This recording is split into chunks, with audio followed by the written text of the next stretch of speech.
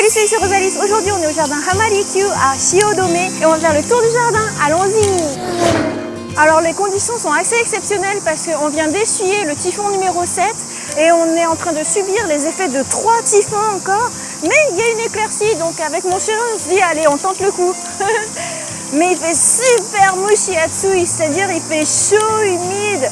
Oh, au secours! Et les semis, ils sont affolés là, ils font plein de bruit. Mais bon, du coup, c'est marrant. Allez, on y va. Shiodome, ce qui est sympa, c'est qu'on y accède par exemple par train, par monorail et tout ça.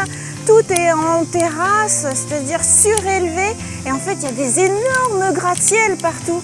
Et Hamarikyu, ce jardin, c'est vraiment un poumon vert qui est en plein dans un quartier hyper futuriste. C'est super intéressant. Donc il y a des drôles d'oiseaux. Je ne sais pas ce que c'est, mais ils sont tout maigres. Et ils ont des très longues becs. Ils sont nombreux ici. Waouh! Attends, il y en a un, il est en train de nous regarder, on dirait une feuille de papier. Lui? Ouais, tout à l'heure il s'est tourné et il faisait une épaisseur tellement fine que c'était incroyable. Là, c'est juste incroyable! C'est une tranche de feuille de papier.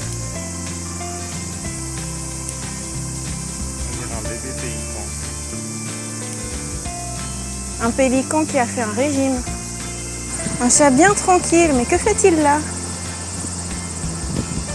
Au passage, on voit les branches assez incroyables de cet arbre. Elles ont une couleur un petit peu rouge, et puis ça fait toute une structure de ramification, mais tout en courbe. Je sais pas, je trouve que c'est incroyable. Avec le bâtiment derrière. Ici, on va arriver au cœur du jardin. L'esprit de ce jardin, c'est qu'au cœur même de la mégalopole, on retrouve l'esprit de Edo. C'est un oasis, esprit traditionnel, alors qu'on est au cœur de la modernité. Et ce qui est sympa, c'est que là, on voit toutes les racines des arbres, presque à nu, des baies, un petit pont là-bas. Par ici, on aperçoit déjà un champ de fleurs. Et très intéressant aussi, c'est que par ici, il y a un pin tricentenaire. Voilà le pin tricentenaire qui a été planté par le 6e shogun Ienobu pour célébrer les rénovations faites au parc. On voit que le pin est bien entretenu. En fait, il y a des fortifications qui sont partout là pour renforcer les branchages. C'est assez impressionnant parce qu'une grosse branche donne naissance à plein de mini ramifications. Il y a même un petit papillon qui est en train de virevolter par là. Ça fait tout ça quoi, ça fait... Waouh, c'est presque la toiture d'une maison. Sambyakunen no Matsu. Ça a été planté en 1709. Il y a 300 ans, c'est incroyable.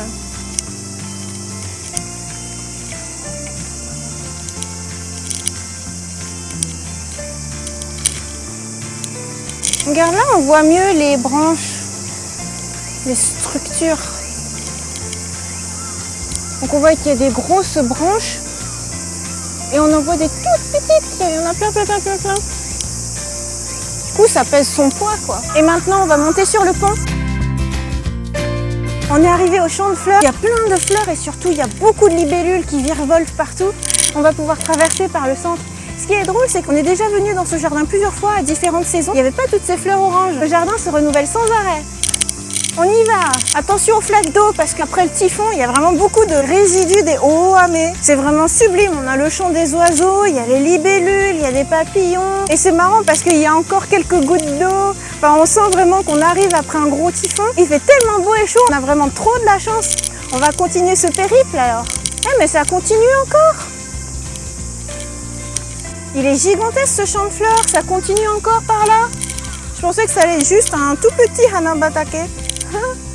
Ah, puis je vous parle pas des cigales parce que j'en parle sans arrêt, mais c'est eux le bruit qu'on entend le plus, quoi. C'est le bruit de l'été. Ce orange, vraiment presque vermeil, c'est incroyable.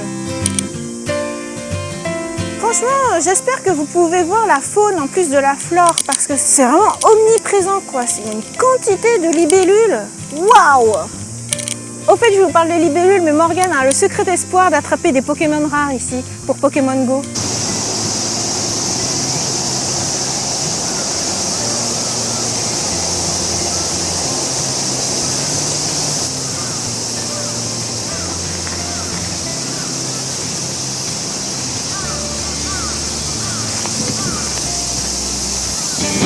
Allez Morgane, Pokémon Go! Ils ont marqué qu'il fallait pas marcher en vent.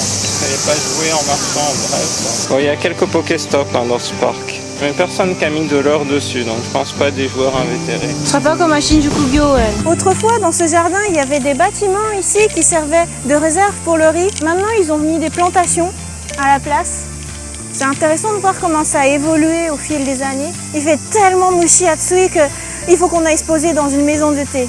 Et j'ai souvenir qu'ici, c'était particulièrement bien parce qu'on rentrait dans la salle avec tatami et on nous servait. J'ai un super souvenir de la maison de thé ici. On va voir si c'est toujours le cas. C'est carrément inondé ici. Regarde!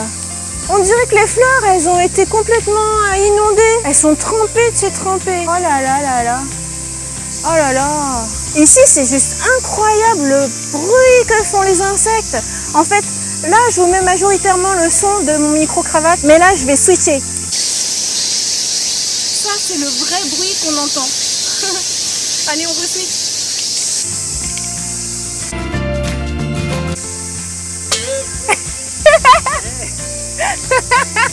Là, mon chéri a failli tomber en slalomant entre les flaques et c'était trop drôle. Oh là, alors là, c'est plus costaud. Hein.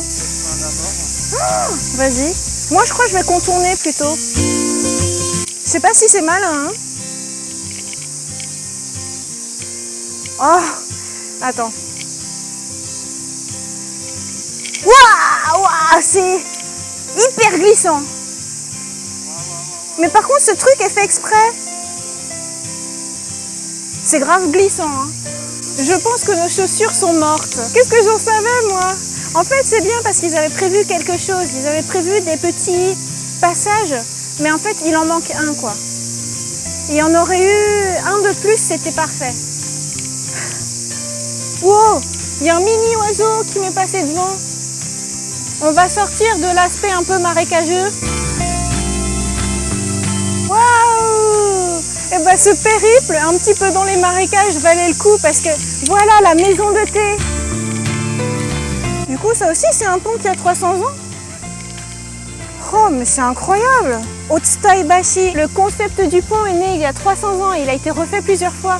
Et maintenant, on peut l'emprunter pour aller à la maison de thé. Là, on est sur des mini-îles, des toutes petites îles.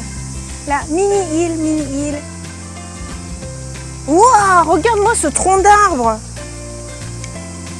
Le pire, c'est que c'est incroyable parce que là, on dirait que c'est mort en fait, tellement ça a été creusé et tout. En même temps, c'est tout enrubanné et en fait, cet arbre vit encore. Ils refont un pont. Nakajima no Ochaya.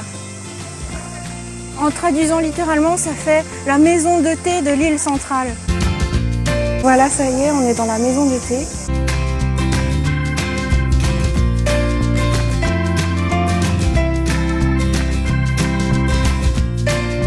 Et voilà, le matcha est arrivé et il est tout frais.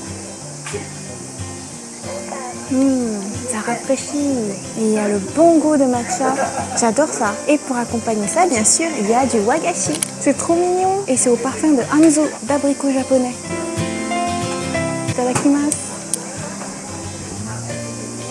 On voit bien sur la tranche que c'est au hanzo. C'est trop bon, c'est fondant, c'est délicat, c'est légèrement sucré, légèrement parfumé, c'est génial. Et puis surtout, dans un tel décor, c'est vraiment magnifique, super apaisant.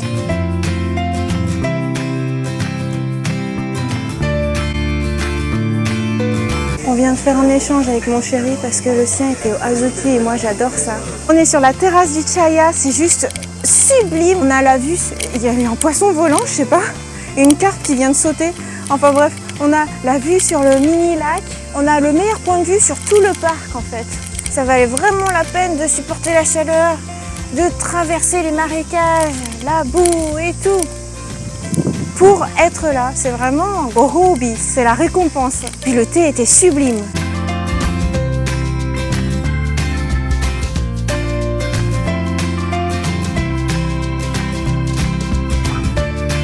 Et voilà, j'espère que cette petite promenade vous aura plu. Bye bye!